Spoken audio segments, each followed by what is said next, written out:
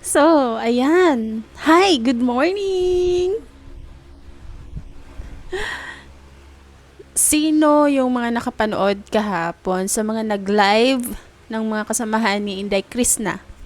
Sino yung pinakahihintay ng lahat na dumating sa birthday ni Inday Krishna, ni Peking Koreana? Grabe.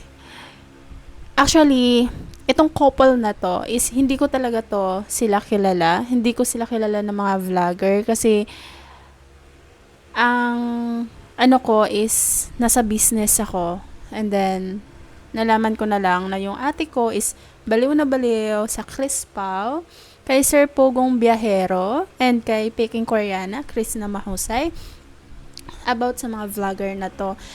Kaya inintroduce niya itong mga taong to sa akin. And then, ayun, that time, hindi ako masyadong naging fan talaga ng Chris Pao. And sumusuporta lang ako, like pahapyaw lang na suporta, ganun-ganun lang.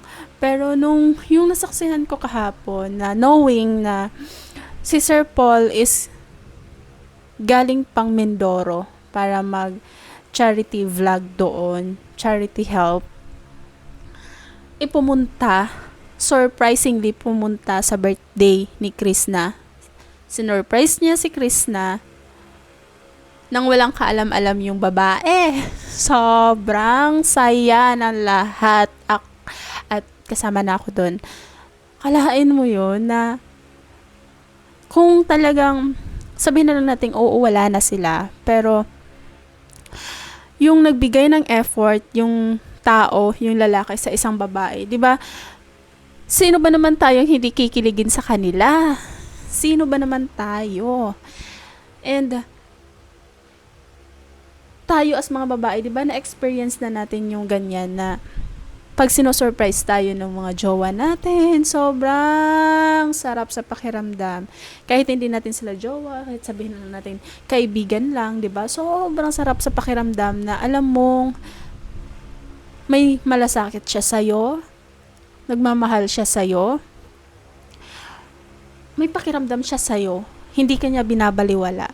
Kahit sa mga ganong bagay, na mga small little things, like small acts ng mga lalaki, maipaparamdam nila sa atin na may halaga tayo sa kanila, di ba? Yun yung naramdaman ni Krishna kahapon, na alam mo yung napaka-imposible na para sa lahat na dumating siya, kasi nga wala namang sinabi si Sir Paul na pupunta siya kasi nga busy siya. Pero 'di ba? Hindi lang si Chris na yung na-shock, pati tayo, yung kilig to the bones, sobrang kilig natin, and then lahat tayo na satisfy sa act of love ni Sir Paul kay Chris na sa ganoong bagay, napasaya tayong lahat. So, sa mga lahat ng sumusuporta ng Chris Pao, kahit wala na ang Chris Pao, andun pa rin yung pagmamahal natin sa kanila, yung pagmamahal din sa isa't isa nila, sa pagmamahal ni Sir Paul kay Krishna, sa tiwala ni Sir Paul kay Krishna, na about sa pag-vlog na makayanan niya. Nagpayo pa si Sir Paul kay Krishna na pagpagod na siya, magpahinga siya. Ganun, 'di ba? Napaka-genuine na taong lalaki ito.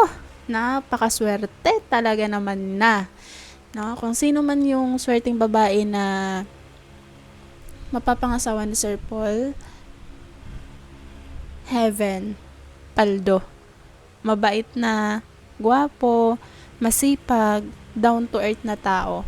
So, ayun lang. Yan lang yung, grabe. Gusto ko bang magsalita ng marami. Like, ilabas ko pa lahat ng mga nararamdaman ko sa Chris Pao talaga. Ngayon lang talaga ako kinilig sa Chris Pao. And, kung kilala nyo si Inday Biyahero, number 1 fan niya ni Krishna and ni Sir Paul sa Chris Pao Love Team.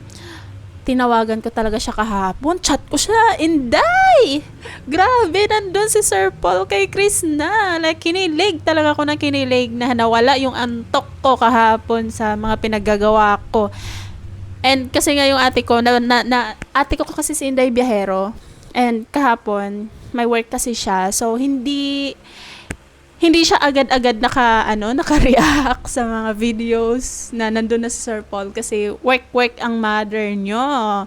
And nasa health industry siya. So, nursing attendant siya sa isang ospital, sa isang pinakamalaking ospital ng Visayas. Shout out kay Inday Ninia, Inday Biahero. Lagi kang mag-iingat and I love you as my ate. So, ayan guys. So, maybe itong video na to ay umpisa na to sa mga reaction ko about kay Pugong Biahero and Inday Krishna dahil sa nagawa nila kahapon na sobrang, alam mong hindi naman scripted, walang nakakaalam na pupunta dun si Sir Pao. Like, yung totoong genuine na pagmamahal, yung kilig is totoo po ang lahat ng pinakita nila. So, ayun lang. God bless everyone. I hope you subscribe, like, and share to our video. And let's support Chris Pao forever. Though, hindi as a couple, but as a friend with good intention. So, good day everyone!